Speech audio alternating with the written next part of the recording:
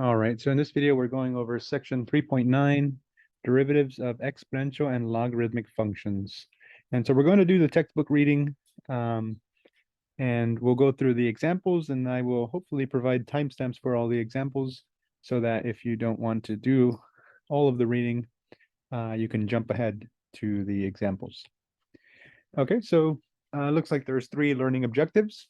Find the derivative of exponential functions, and we will give the derivative d dx of a pretty general exponential like a to the x, where a is a constant, and something like as well, we may give the derivative of a raised to a function of x. And once we know the derivative of a to the x, really a to the g of x, we can do with the chain rule. So section or objective 3.9.2, find the derivative of logarithmic functions. So we'll be able to take the derivative d dx of log base b of x, and then in addition to that, the derivative d dx of log base b of again of g of x, of some function of x. But again, that can be done with the derivative rule for log combined with the chain rule. All right, and then finally, nice. Use logarithmic differentiation to determine the derivative of a function. So the third objective deals with a technique to be able to take the derivative of more complicated functions. All right, so let's begin reading. It says, so far we have learned how to differentiate a variety of functions, including trigonometric functions like sine, inverse functions like inverse sine, and implicit functions. That was section 3.8. In this section, we explore derivatives of exponential and logarithmic functions. Okay. As we discussed in Introduction to Functions and Graphs, exponential functions play an important role in modeling population growth and the decay of radioactive materials. Logarithm functions can help rescale large quantities and are particularly helpful for rewriting complicated expressions. All right, so the derivative of the exponential function. Just as when we found the derivatives of other functions, we can take derivatives of exponential and logarithmic functions using formulas. As we develop these formulas, we need to make certain basic assumptions. The proofs that these assumptions hold are beyond the scope of this course. First of all, we begin with the assumption that the function capital B of x equals b to the x, where b is larger than 0, is defined for every real number and is continuous. Okay, so this is an assumption I think everybody is okay with. It's defined for every real number, meaning we can plug in any number into the value x, and is continuous. Okay, well, we know what the function looks like. For the most part, they look something like, this. Like say f of x equals 2 to the x. I think we all can make the assumption that they are continuous and defined for all real numbers. Okay, so back to the reading. In previous courses, the values of exponential functions for all rational numbers were defined, beginning with the definition of b to the n, where n is a positive integer, as the product of b multiplied by itself n times. Later, we define b to the 0, which is equal to 1, b to the negative n, which is equal to 1 over b to the n, for a positive integer n, and b raised to the s over t is equal to the tth root of b raised to the s for positive integers s and t. These definitions leave open the question of the value of b to the r, where r is an arbitrary real number.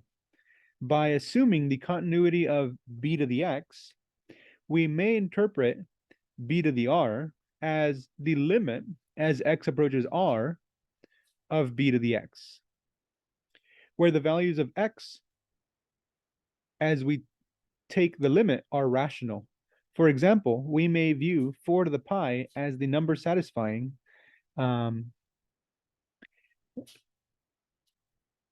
each of these inequalities. Okay, so this is a whole lot of stuff saying basically we know what 4 to the 3 is, right? Everybody knows what that is. That's 4 times 4 times 4, and you can use a calculator or whatever to figure out what that is. I think that's 64.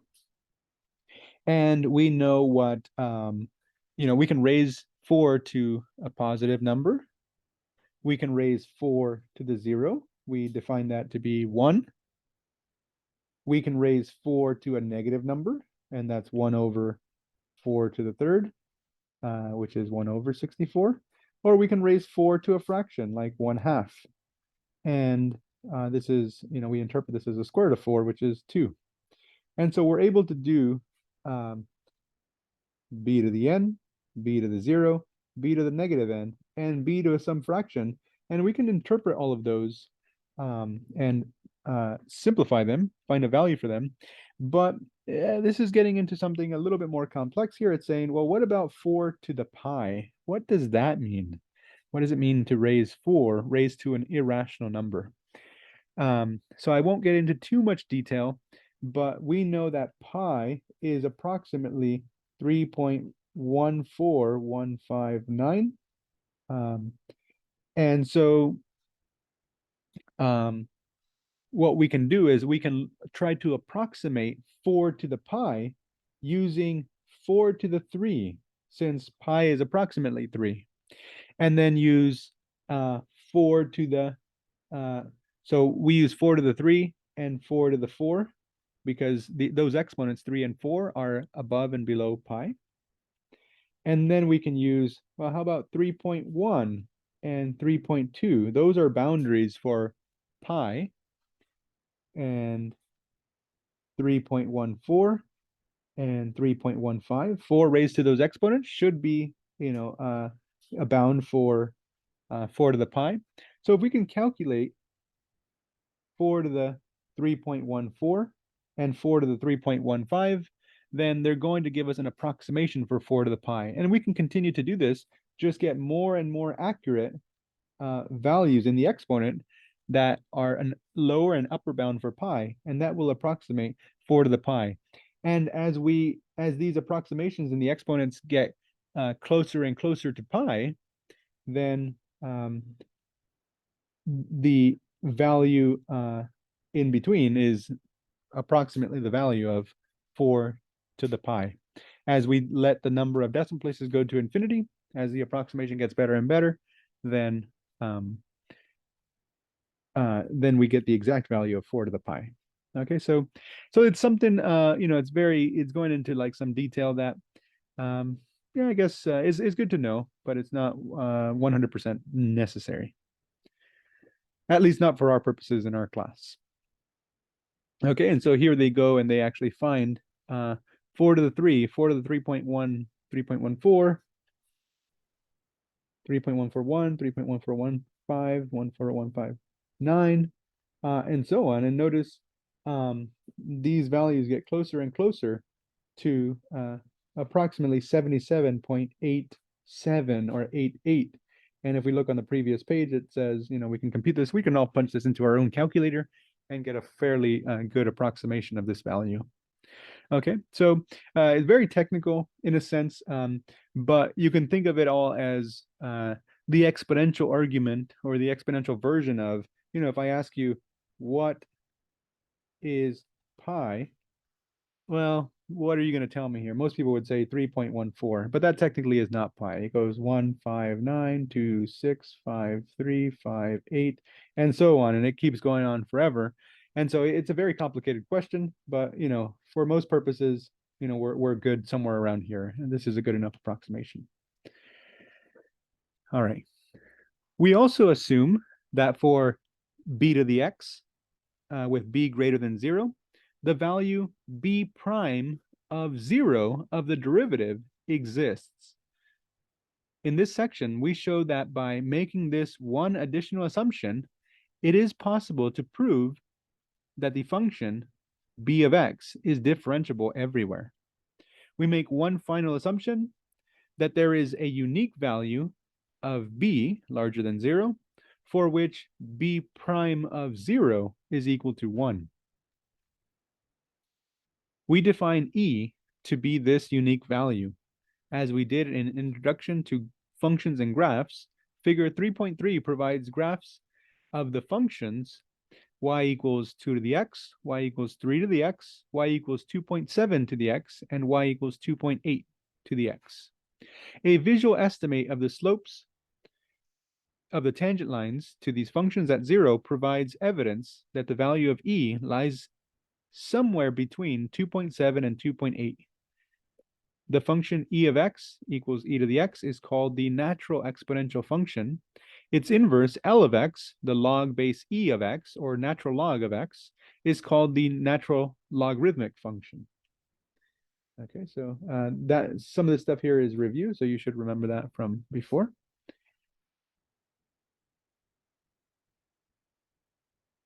All right, for a better estimate of E, we may construct a table of estimates of b prime of 0 for functions of the form b of x equals b to the x. Before doing this, recall that, so how do we find the value of b prime of 0? We can use the limit definition of the derivative at x equals 0. And just, we can recall that that was the limit as x approaches a of the function minus f of a over x minus a. And so we're applying this to the function f of x equals b to the x, or b of x equals b to the x, and then x at a equals 0. Okay, so all of this put together gives us this statement here. The limit as x approaches 0 of b to the x minus b to the 0 over x minus 0 simplifies to b to the x minus 1 over x.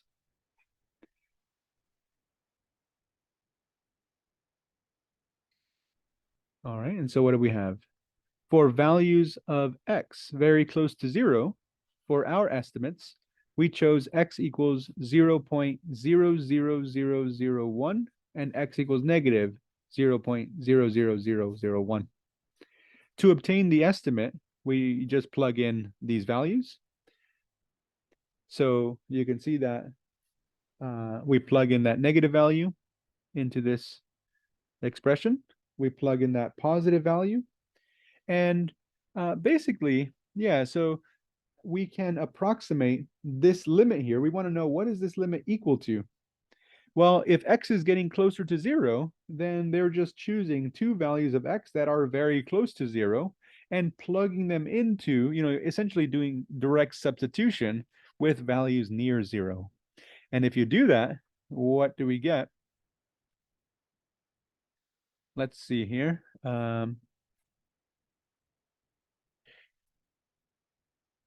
So we've plugged in those values. And the value b here, little b, is unknown, right? So little b, we're trying to figure out what it is. And we want to figure out where the slope of the tangent line is equal to 1. And so we can try various values of little b, and that's what this table is designed to do. If you try little b equals 2, then here is the slope of the tangent line, but it's nowhere near 1. We have 0.69. If we use 2.7, then we actually get closer to b prime of 0 being equal to 1, but it's not close enough yet. So if we continue to try some numbers here, we can see that it gets closer and closer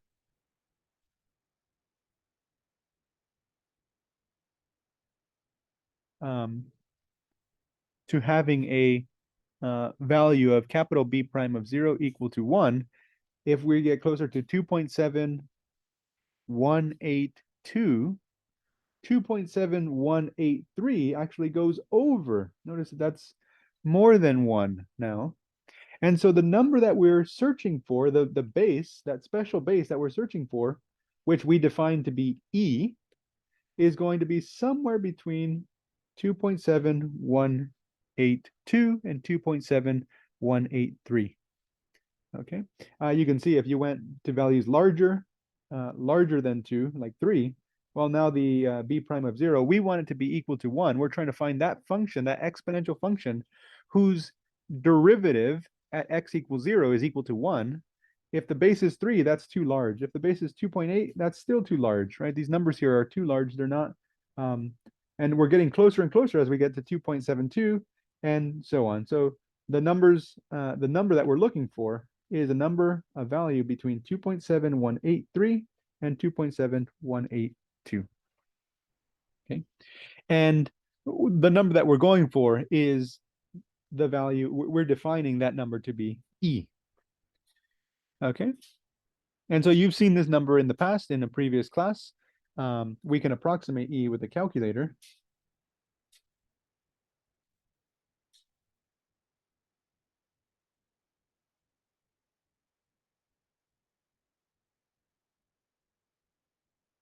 Oh, come on.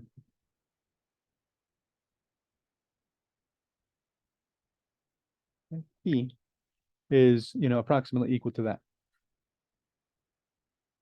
All right. So let's continue reading here. The evidence from the table suggests that E is somewhere between these two values. The graph of capital E of x equals e to the x together with the line y equals x plus 1 are shown in figure 3.34. This line is tangent to the graph of e of x equals e to the x at x equals 0. Now that we have laid out our basic assumptions, we begin our investigation by exploring the derivative of capital B of x equals b to the x for b larger than 0. Recall that we have assumed that b prime of 0 exists. By applying the limit definition of the derivative, we conclude that b prime of 0 is equal to the limit as h approaches 0 of b to the 0 plus h minus b to the 0 over h equals the limit as h approaches 0 of b to the h minus 1 over h. Turning to b prime of x, we obtain the following. All right, so again, we're using one of the limit definitions of the derivative, b prime of x. We remember the limit as h approaches 0. To find the derivative function f prime of x, we can do the limit as h approaches 0 of f of x plus h minus f of x divided by h. All right, so this is the limit as h approaches 0 of b to the x plus h, and should be a lowercase b, minus b to the x over h. Okay, let's see how we simplify this. We can use a rule of exponents to allow us to break up that b to the x plus h as b to the x times b to the h. Then we have a factor of b to the x in each of these terms, so we can factor that out and we get b to the h minus 1 as our other term. Factoring out the b to the x out of the limit, whoa,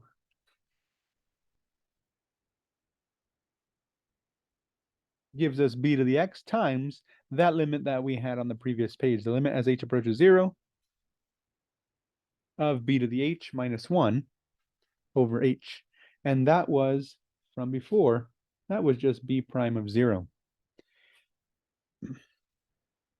Okay, so it looks like b prime of x, the derivative of capital B, is just equal to the exponential function b to the x times b prime of 0.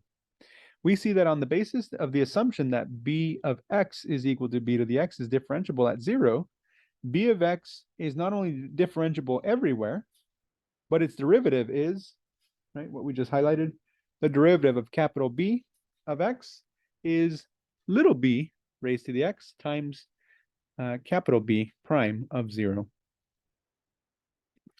For e of x equals e to the x, e prime of 0, we said was equal to 1. And therefore we have that the derivative of e of x, e prime of x, is e to the x. The value of b prime of 0 for an arbitrary function of the form b of x equals b to the x, we will derive later. Okay, so for right now, what we said is if you have a function, capital E of x is equal to e to the x, then the derivative of that function is just e to the x. Okay, so it's kind of nice. This is a nice function because it is its own derivative. E to the x, its derivative is e to the x. So theorem 3.14, derivative of the natural exponential function. Let e of x equal e to the x be the natural exponential function. Then e prime of x is equal to e to the x. So that's just saying it's its own derivative. And in general, if you use the chain rule, e raised to the g of x is just e raised to the g of x times the derivative of the exponent.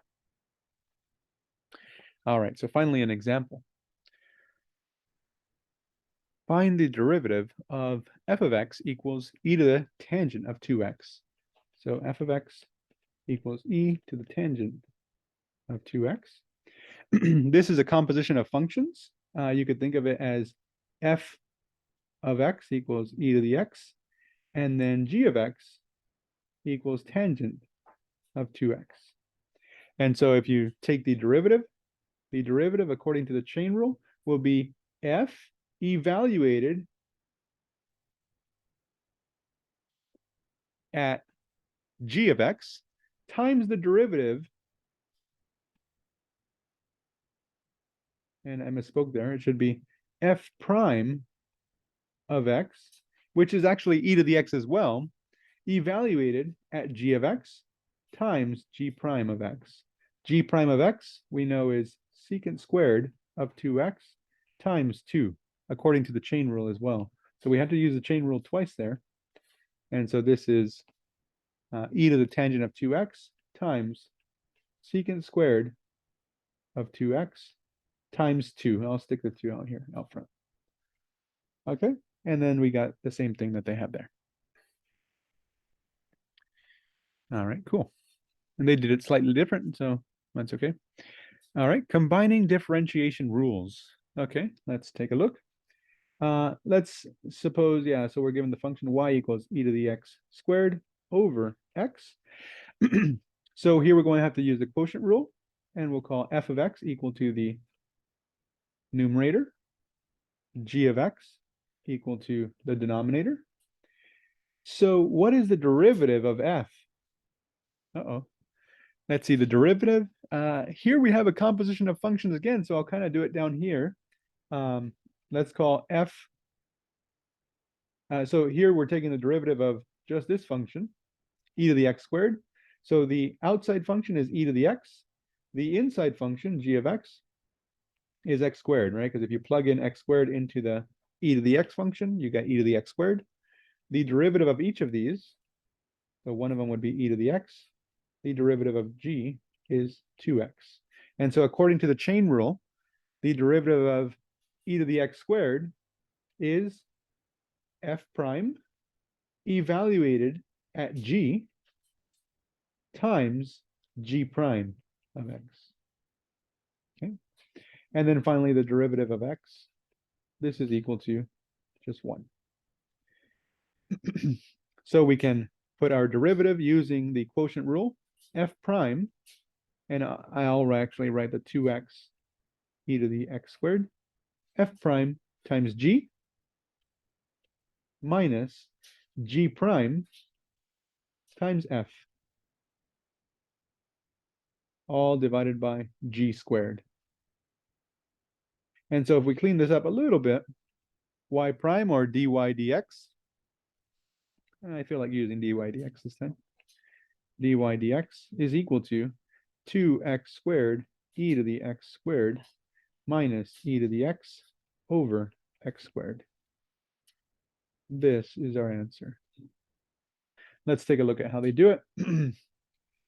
Yeah, and so they apply the derivative of the exponential function, the natural exponential function, the quotient rule, and the chain rule, exactly like we did.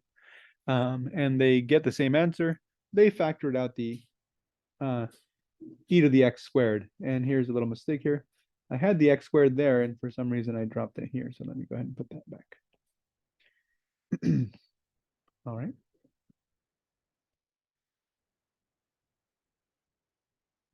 All right, very good.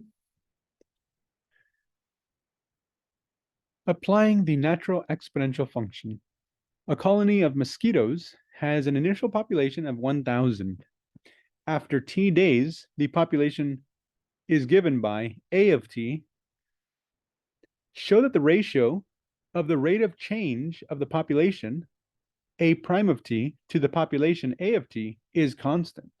Okay, so let's see. We want to show that the ratio of the rate of change of the population, so A prime of t divided by A of t, is constant. All right, so let's see. We have a little bit of room to do this. A of t is equal to 1,000 e to 0.3 t. What's the derivative? A prime of t is equal to, so what's the derivative here? Well, we can do just leave that 1,000, and then the derivative of the exponential function, e to the 0.3t, is going to be that exponential, e to the 0.3t, times the derivative of the exponent. The exponent is 0.3t, its derivative is 0.3. Okay. And so we want to look at the ratio of A prime of t over A of t. And this is equal to 1,000 times e to the 0.3t times 0.3 divided by A of t. Okay, and that's 0.3. So the ratio of the rate of change of the population to the population is constant, 0.3. All right. Let's see. Derivative of the logarithmic function. Now that we have the derivative of the natural exponential function, we can use implicit differentiation to find the derivative of its inverse, the natural logarithmic function. Okay, so if you remember from before, if f of x is equal to e to the x, then f inverse, this is from pre-calculus, this is the natural log of x. These two functions are inverses of each other. And so here in theorem 3.15, we give the derivative of the natural log function. If x is greater than 0, we need that because that's the domain of the natural log, and y is equal to the natural log of x, then the derivative of y with respect to x is 1 over x. And so I'll just write this differently. If f of x is equal to the natural log of x, then f prime of x, its derivative, is 1 over x. Okay. And then they give one more statement here. If we're dealing with the natural log of a function, then applying the chain rule, right, we can write this out here. If our function f of x is the natural log of x, and we know, we just learned from this theorem that its derivative is 1 over x, and we have an inner function g of x, then the derivative we can denote with g prime of x. And so what is the derivative of f of g of x? What is the derivative of the natural log of g of x? Well, according to the chain rule, that's equal to f prime evaluated at g of x times g prime of x. And so f prime is 1 over x, but since we're evaluating at g of x, we put g of x in that function times the derivative of g of x. And so this is just kind of a nice way to write out, just another formula for the natural log of a function. So it might be good to know here. Definitely the best, a good one to know would be the one up top. And then if you know the chain rule well, you can derive the second rule. Okay, and they give a nice little proof here, which I will skip. It is kind of nice, but I'll skip for now. All right, so the graph of y equals natural log of x and its derivative, 1 over x, are shown. Okay, so let's see, let's just take a quick look at them. We can see that the function is always increasing. The natural log of x is always increasing from the graph. It's the orange graph. And so not only is it always increasing, but then it actually starts to increase slower, right? Look at the slopes of the tangent lines. They start to decrease in slope. And so the derivative function should have always positive values, since these are always positive sloping tangent lines. But not only should they be positive values, but since the slopes tend to decrease as we go further and further to the right, the values of the derivative function should decrease as well. And that's what we see. So yeah, I mean, it's not unreasonable to think that this is the derivative. And the proof was given above, so it is, in fact, correct. Okay, so taking a derivative of a natural logarithm. So we were given a formula for this. If f of x is equal to the natural log of g of x, then the derivative f prime of x is equal to 1 over g of x times g prime of x. And that's exactly what we have in this case, where g of x is equal to, that function there. I'll write it on the side. G of x is equal to x cubed plus 3x minus 4. So g prime of x is equal to 3x squared plus 3. And so filling out this formula here, f prime of x is equal to 1 over g of x times g prime of x, 3x squared plus 3. And so this is our derivative. You can multiply, make them into one fraction, and that's what they do here.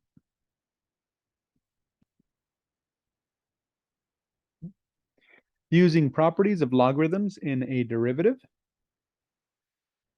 So how can we find the derivative of this complicated function, the natural log of x squared divided by 2x plus 1?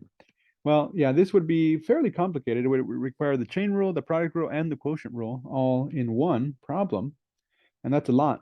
But if you remember your properties of logarithms from pre-calculus, you can actually write this as the natural log of x squared plus the natural log of sine x minus the natural log of 2x plus 1. And so if we take the derivative, if we want to find the derivative f prime of x, then we can just apply that derivative rule for logarithms that we just gave in the theorem, the second part of the theorem. And this would be 1 over the inside function times the derivative of the inner function of the natural log plus 1 over the inner function times the derivative of the inner function minus 1 over the inside function times the derivative of the inside function. And if we simplify this, we get, one of the x's cancels there. And so we get 2 over x plus cosine over sine is cotangent of x minus 2 over 2x plus 1.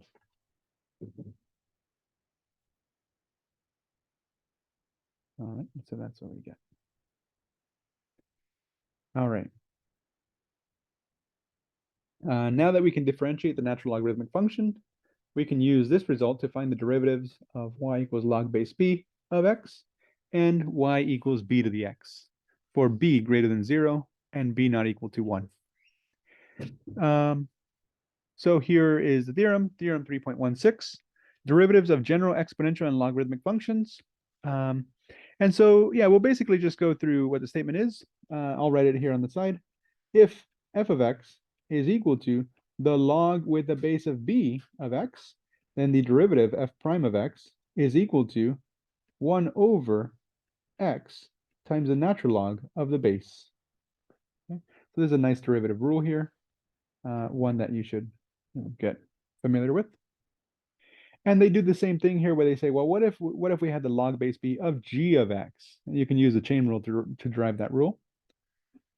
And then finally, the second rule that's given here is if f of x is equal to b to the x, then f prime of x is equal to the same exponential function times the natural log of the base. And that's a b there. Okay. All right, and you can see that this holds for e to the x, because if we apply this to e to the x, more generally here we get f prime of x equals that exponential function times the natural log of e. But the natural log of e, you remember from pre-calculus, is just equal to 1. So it, follows the result that we had earlier, that e to the x was its own derivative. All right, so this is just a special instance of this formula or this rule here for derivatives of exponentials. Okay, and they give a nice little proof. It has to do with properties of logarithms. I'll skip it for now.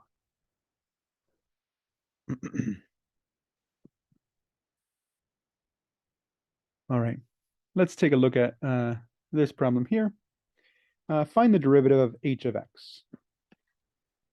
All right, so here we're going to take a look at, consider f of x, the top function, the numerator, as 3 to the x, and the bottom function we'll call g of x, and write it as 3 to the x plus 2. The derivatives are f prime of x. We just said before is that the derivative of an exponential is the exponential times the natural log of the base. G prime of x is the constant 2 just goes away, it's derivative 0. So the derivative of 3 to the x, it's going to be the same thing, 3 to the x times the natural log of the base. Okay, so then we put this into the quotient rule, of course, because this is a fraction. We're taking the derivative of a fractional or rational function. And so let's go ahead and kind of throw this together in the quotient rule. That means that h prime of x is equal to f prime times g minus g prime times f, all divided by g squared. And we can try to clean this up a little bit if we want to. Yeah, let's go ahead and take a look at that. Both of these have, let's see here. So we'll simplify just a little bit. Both of these have a natural log of 3, so I can actually factor that out. I'm going to do that. And then I'm only going to distribute the 3 to the x here, here, and then of course I'll multiply these two, and there's a negative in front of them. So we get 3 to the 2x plus 2 times 3 to the x minus 3 to the 2x divided by, and then all of that, we said we factored out the natural log of 3. I'll put it at the end there, and 3 to the x plus 2. So we can see that these terms cancel. And so we get 2 times 3 to the x times the natural log of 3, all divided by the denominator squared. Okay, there's our derivative, and it matches up exactly with the answer there. Okay, we got a couple examples left. Find the slope of a tangent line. Okay, we have a formula for, oh wait, just the slope. Find the slope of the tangent line. Okay, so all we want is the derivative and evaluate it at x is equal to 1.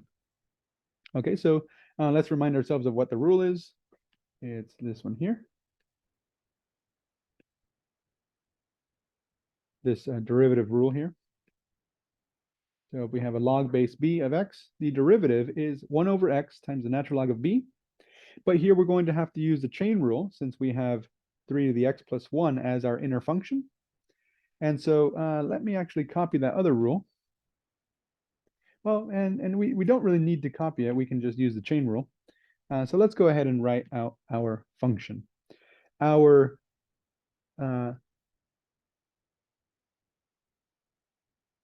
outer function, according to the chain rule here, we'll call it f of x. That's just log base 2 of x. Our inner function is g of x equals 3x plus 1. We can find the derivative of both of these. F prime of x, the derivative of log base 2 is given by this formula. It's 1 over x natural log of 2.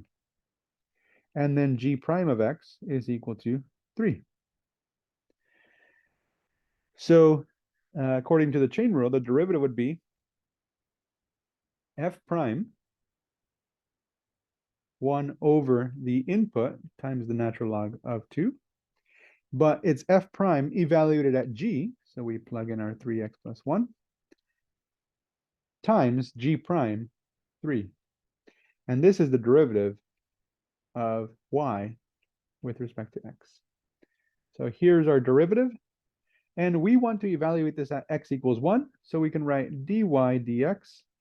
We can write a vertical bar here at x equals 1, meaning we're evaluating or plugging in the number x equals 1. And this is just going to be equal to 3. Let's go ahead and multiply that 3 on the top over 3 times 1 plus 1 times the natural log of 2. And we need some parentheses or something here. So this is equal to 3 over 4 natural log of 2. This is the slope of the tangent line when x is equal to 1. 3 over 4 natural log of 2. That's kind of a strange slope there. And they use the nice, they have a nice little slightly different answer, but you can see we have the same thing as that.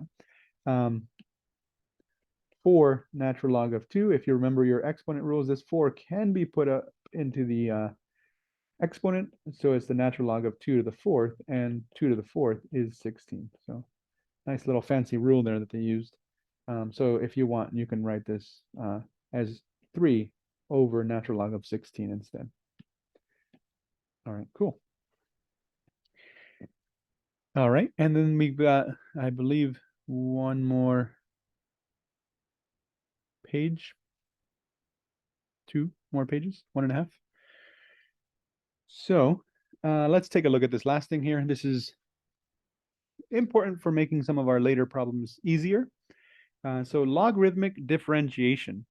At this point, we can take derivatives of functions of the form y equals g of x to the n for certain values of n, as well as functions of the form y equals b to the g of x, where b is greater than 0 and b is not equal to 1. Unfortunately, we still do not know the derivatives of functions such as y equals x to the x or y equals x to the pi. These functions require a technique called logarithmic differentiation. So the one that we would probably have more trouble with is this x to the x here. What would we do for that one? You can try to think about how you would differentiate this or find the derivative of this function here. F of x equals x raised to the x power.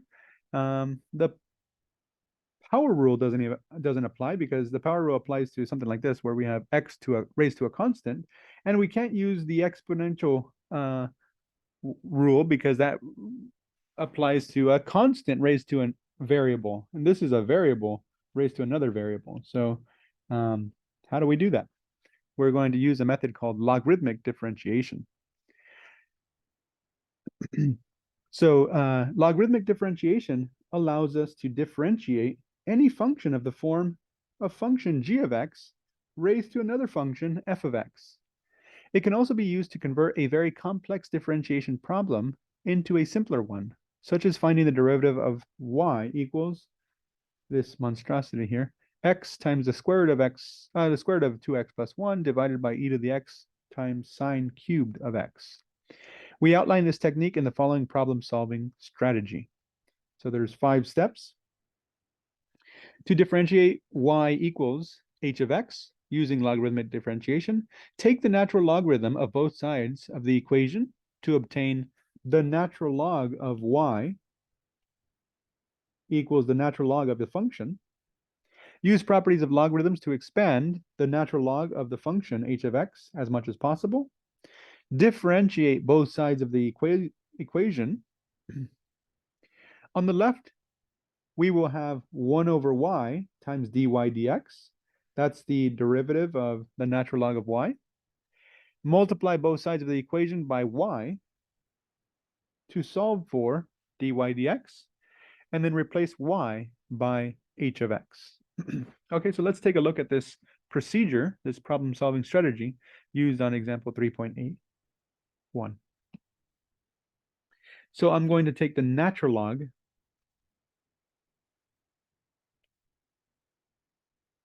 of both sides. So we have y equals 2x to the fourth plus 1 raised to the tangent of x. If I take the natural log of both sides, that allows me to take this exponential, this exponent, which is a function itself, and if you remember the properties of natural logs, we can, or logarithms, we can bring that out to the front. So this is the natural log of y is equal to tangent of x times the natural log of 2x to the fourth plus 1.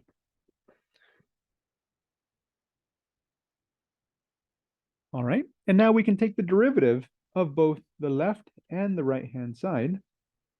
And so in our problem-solving strategy, we said the derivative of natural log of y is just going to be 1 over y times dy dx.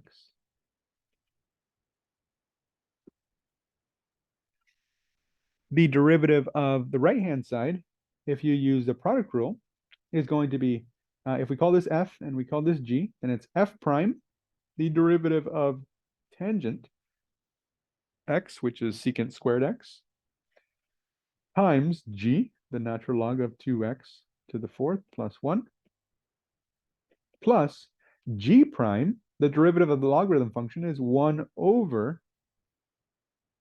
2x to the fourth plus 1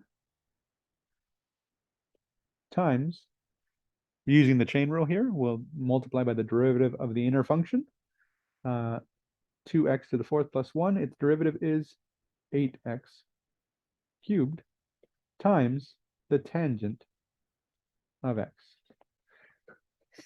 So there we've used the product rule. And then finally, the last step, since we're trying to find the derivative of y, we want to find dy dx, we can multiply both sides by y.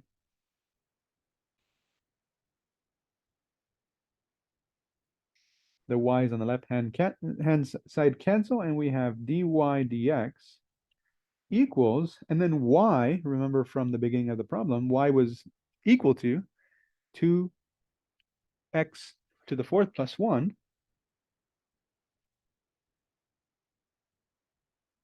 raised to the tangent x times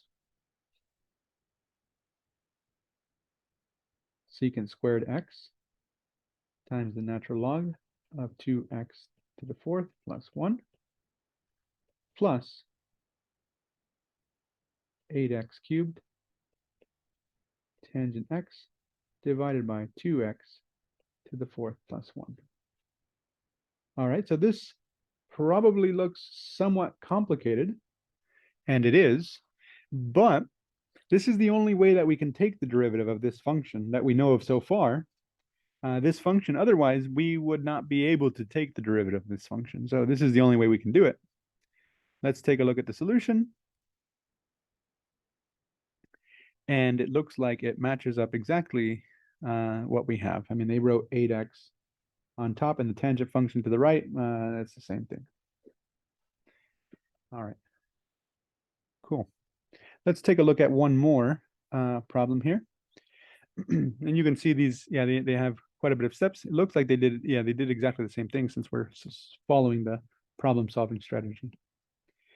Okay, so for y equals x times the square root of 2x plus 1 over e to the x sine cubed of x, we take the first step is to take the natural log of both sides. So we get the natural log of y is equal to, and we can use properties of exponents and properties of logarithms on the right-hand side. So hopefully you remember those. I'm not really going to walk through too much of that, but it's natural log of x plus the square root can be written as a 1/2 exponent, and that 1/2 can be brought out to the front of the natural log. So we have the natural log of 2x plus 1. Minus, since now we're going to the denominator, the natural log of e to the x, and then minus the natural log, and excuse me, the natural log, I was going to do the natural log of sine x. Since there's an exponent of 3, we can bring that out to the front, the natural log of sine x. Okay, so now we can take derivatives here with one little exception here. Let's go ahead and we'll cancel out the natural log in the exponential function and just call that minus x. That way the derivative will be easier. So let's, maybe we'll get rid of that here and call it, it simplifies to minus x. I don't want to write the whole thing again. So we'll just keep that in mind. That's negative x. Its derivative is nice and easy. And so let's take a derivative. On the left-hand side, if we take the derivative, the left-hand side, we said is 1 over y times dy dx. The right-hand side, the derivative of the natural log of x, we said earlier in one of the theorems, is just 1 over x.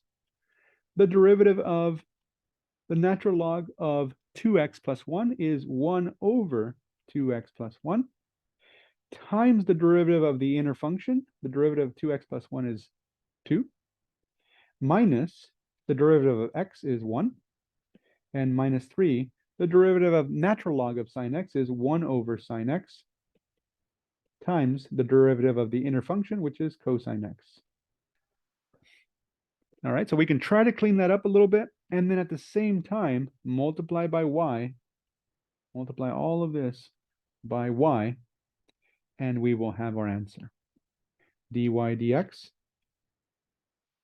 is equal to 1 over x plus the 1/2 and the 2 cancel, so plus 1 over 2x plus 1 minus 1 minus 3 cotangent x, cosine over sine is cotangent, times y. Y is the original function.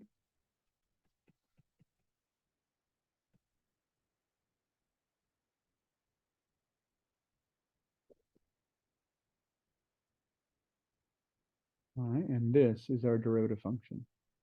Nobody said these were going to be nice. These are fairly complicated. Okay, and our answer matches up exactly with the answer there. All right. And our last one here, extending the power rule. This is pretty nice. We've kind of already jumped the gun in class at least and talked about what the, what the power rule is, and we kind of just said it works for any real number. But really here we're going to prove that the power rule extends to any arbitrary real number, not just integers or rational numbers. So yeah, so what have we said before? I'm just going to give it, we've already given it before. Y prime is equal to just r, x to the r minus 1. But today we're going to see why that is using logarithmic differentiation. So let's go ahead and do that. Y equals x to the r. And we said the first step is, in that problem solving strategy, is take the natural log of both sides. So we get the natural log of y equals r natural log of x. We take the derivative of both sides. So maybe I can squeeze in a d dx here.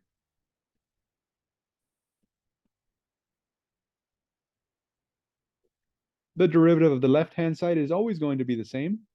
It's going to be 1 over y. That's the derivative of natural log of y. Since we're taking the derivative with respect to x because of implicit differentiation, we then have to multiply by dy dx is equal to the constant r, kind of just stays, and we can divide, or sorry, the derivative of natural log of x is 1 divided by x. So the last step here is to multiply by y. And then y is equal to x to the r, right? So we'll go ahead and plug that back in, x to the r. So we get, if these cancel here, we get dy dx is equal to r times 1 over x times y, which is equal to x to the r. And we can clean this up a little bit. This is x to the r over x to the 1. And if you remember your derivative rules, this is r x to the r minus 1. So the derivative of x to the r is r x to the r minus 1. That's exactly what we said earlier. We kind of jumped the gun earlier, in previous sections, and we just said it, at least in class, we said it applies for any arbitrary number r, and here we've actually proven it. Okay, so they go through the exact same steps there, looks like. Yeah. All right. Well, now here's a nice problem, but we are out of time. That is the end of our section there. All right, so hopefully you liked that video. I know it's a little tricky there, so if you just watch the examples, that's okay, just to kind of get how to do these problems. But it is, was a nice little interesting section. All right, so we'll see you in the next video.